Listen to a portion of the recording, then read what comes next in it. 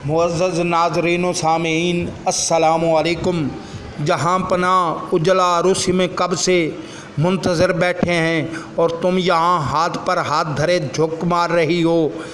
चलो जल्दी करो वरना शाही अताब नाज़िल हुआ तो किसी की खैर नहीं है। मशत्ताओं ने दबी ज़बान में जवाब दिया, हम क्या करें, जोड़े के थाल के लिए कब से खुशामद कर रही हैं, लेकिन इनका दिमाग तो आसमान पर है, ये बात तक करने के रवादार नहीं है। दुल्हन बनाने का तो क्या मौका देंगी, आखिर ज़िद की भी कोई हद होती है। यह जवाब सुनकर कनीज़ ने गुस्से से भरी हुई आवाज़ में कहा, अच्छा ठहरो, इनका इलाज अभी दरियाफ़त करके आती हूँ। यह कहकर वो वापस लौटी और बिजली की तरह नज़र से ओझल हो गई। मेरा दिल खौफ से धड़कने लगा कि नामालूम अब कौन सी क़यामत तोड़ेगी। दिल डूबने का यही आलम था कि थोड़ी देर के बाद कनीज़ों का एक दस्ता लिए चली आ रही हैं। मेरे करीब पहुंचकर उसने साथ आने वाली कनीज़ों को ललकारते हुए कहा, इस लाडली की ज़रा ख़बर तो लेना, अभी तक ये समझ रही है कि आगोश मादर में है, कब से इनका टसबा बह रहा है। हज़ार समझाने के बाद भी यहाँ के माहौल में ढलने के लिए तैयार नहीं है। जैसे भी हो आज इनकी तरयाहट तोड़ दो। उजला अरूसी में पहुँच जाने के बाद खुद इनका नशा हैरान हो जाएगा। इस बदबख्त की ललकार पर साथ आई हुई कनीज़ें आगे बढ़ीं और चारों तरफ से बेतहाशा मुझ पर टूट पड़ीं और मुझे अपने शिकंजे में कस लिया। और दूसरी तरफ मशत्ताओं ने कहा, जल्दी करो। मुझे अपनी बेबसी पर बेसाख्ता रोना आ गया। रह रह कर यही दिल में होकर उठती थी कि खुदा अज़्ज़वजल का कोई गैबी हाथ क्यों नहीं नमूदार होता। मदीने से रहमत दामदावा काफ़िला का उतरने के लिए अब किसी घड़ी का मुंतज़र है। नमूस का खरमन जल जाने के बाद कोई आकर भी क्या करेगा। मायूसियों के गर्दाब में घोता लगाते हुए अब मेरे ईमान व यकीन की बुनियाद हिलने लगी। एक एक करके इत्मीनान उम्मीद के वो शराज़े बिखरने लगे और दिल की धड़कनों के साथ मरबूत थे। ज़िस्त की तहारत व सलामती का यही एक आखिरी सहारा था, सो वो भी अब दम तोड़ रहा था। अब मैं मशकूक होकर सोचने लगी थी कि गैबी कारसाजियों की जो रवायतें मुझसे वालिद साहब ने बयान की थी, क्या वो फर्जी कहानियों की तरह सरासर झूठी हैं। इसी उम्मीद व बेहम की कश्मकश में भयानक अंजाम सोचकर मुझ पर अचानक घसी तारी हो गई। बहुत देर के बाद जब मुझे होश आया तो मैंने अपने आप को देखा कि दुल्हन की तरह सजा दिया गया है। ये मंज़र देखकर मैं शिद्दत कर्ब से बेकाबू हो गई। गैर अरादी तौर पर मेरे मुंह से एक दर्दनाक चीख बुलंद हुई, या रसूलल्लाह सल्लल्लाहु अलैहि वसल्लम, अपनी फ़ातिमा रज़ी अल्लाह अन्हा के सदका मेरी आबरू बचाइए। अभी मेरी ये चीख फ़ज़ा में तहलील भी ना हो पाई थी। वो याफ़न नसीब कनीज़ बदहवासी के आलम में दौड़ती हुई आई और दहशतनाक लहजे में इतला दी, अरे गज़ब हो गया, जहाँ पनाह को एक नहायत मोहलक किस्म के जहरीले बिच्छू ने डंग मार दिया है। वो माही बेआब की तरह बिस्तर पर तड़प रहे हैं। पासबान को जल्दी खबर कर दो कि वो फ़ौरन शाही तबीब को बुला लाएं। जहाँ पनाह सिर्फ चंद घड़ी के मेहमान हैं। ये खबर देकर वो पागलों की तरह उल्टे पांव वापस लौट गई। इस वाक़े से अचानक सारे महल में कोहराम मच गया। तमाम कनीज़ें और मशताएँ मेरे पास से फ़ौरन उठ गईं, इधर उधर बदहवासी के आलम में दौड़ने भागने लगीं। आन की आन में महल का सारा नक्शा बदल गया। मेरे यकीन के बुझते हुए चिरागों की लो तेज़ हो गई। मेरी उम्मीदों का आब गीना शिकस्त की जद से बच गया। खुशा नसीब कि मेरे आतिशी फरियाद मदीने की चौखट से बामुराद वापस आई। मेरे रूह के मानवी सहारों की उम्र दराज हो गई। मेरे दिल के तारीक वैराने अचानक किसी शदाब गुलस्तान की तरह लहलहा उठे। अब सजदा शुक्र के तरफ से मेरे पेशानी बोझल होती जा रही थी। अचानक सर के बल में ज़मीन पर गिर पड़ी।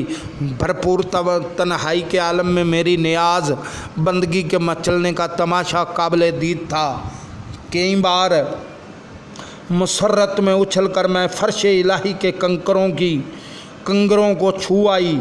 मेरे रूह के नहा खाने में गैबी चारागरी का जो यकीन जाग उठा था, अब से सुला देना आसान नहीं था। कहीं पर हर रात तक जज्बात के तलातम के यहीं आलम रहा।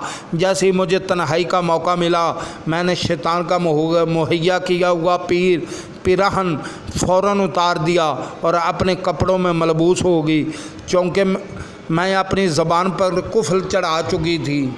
इसलिए मैं इस वाक़या के अंजाम से मुतल्लिक़ किसी से कुछ दरियाफ़त न कर सकी। लेकिन सारी रात महल के मुख्तलिफ़ हिस्सों में शोर व फगां आवाज़ से ये अंदाज़ा ज़रूर हुआ कि कहर अलाई की मार बड़ी जान गसल है। सुबह को मेरे कमरे के करीब दो कनीज़ें बातें कर रही थी।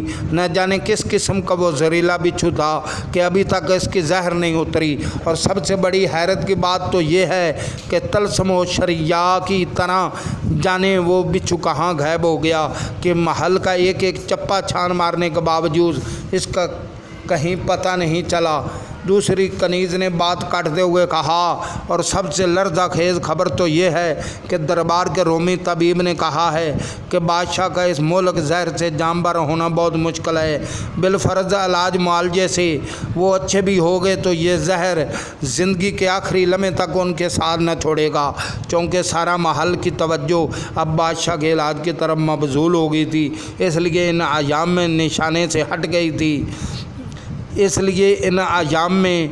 निशाने से हट गई थी। तस्बीह और दरूद और तलावत और नमाज के अलावा मेरा कोई और मशगला नहीं था। ना किस से कोई वास्ता था और ना बजज़ एक दो कनीज़ों और जो मेरी ज़रूरत की चीज़ें मुहैया करने पर ममूर थी, ना कोई मेरे करीब आता था। मेरी ज़बान बंदी ने मुझे बहुत सारे मसाइब से बेखतर कर दिया था।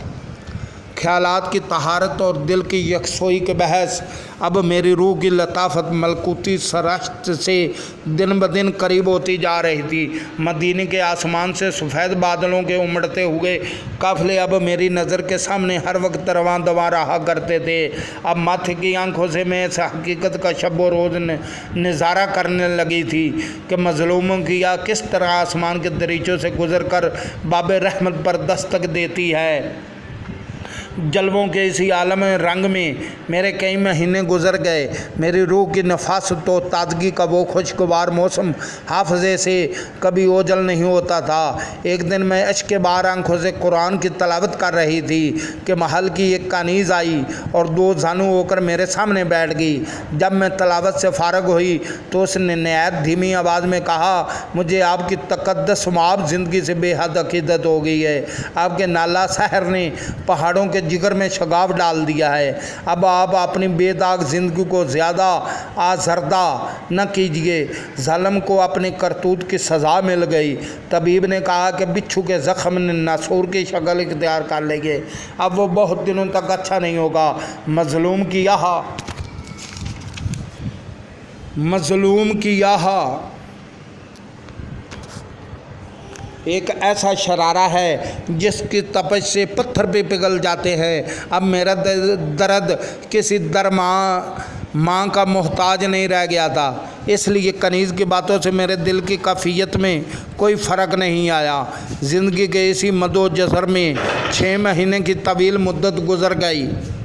अचानक एक दिन ऐसा महसूस हुआ कि फिर मेरी हयात के उफ़क़ पर मसाइब के बादल मंडला रहे थे।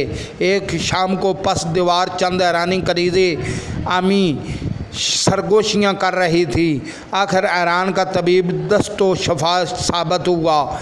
इसके इलाज से जहाँ पनाह को हैरत अंगेज़ तौर पर से याबी हासिल हुई है, वरना मुमलकत के तो सारे तबीब ने इसको लाज करार दे दिया था। दूसरी कनीज़ ने दरियाफ़त करते हुए जवाब दिया, तुम्हें मालूम है जहाँ पनाह गुस्ल और सेहत किस दिन फरमाने वाले हैं?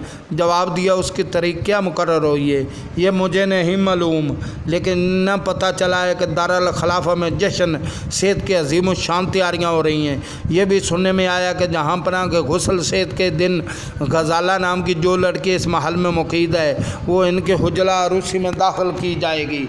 ये वहशतनाक खबर सुनकर मेरे दिल की बेकरारियों का मौसम पलट आया। پھر سویا ہوا درد جاگ اٹھا اور پھر میں اندر ہی اندر سلگنے لگی، لیکن میرا یقین اپنی جگہ پر سلامت تھا کہ اس بار بھی رحمت یزدانی ضرور میری مدد کرے گی۔ میری بے جان لاش کے جنازے سے پہلے میرے ناموس کا جنازہ کبھی نہیں اٹھے گا۔ کچھ ہی دنوں کے بعد محل میں اندر سے لے کر باہر تک تیاریاں شروع ہو گئیں۔ اس زمانے میں غم کا احساس اتنا نازک ہو گیا کہ شادیانے کی آواز سے رگوں جہاں پر چوٹ پڑی تھی ابھی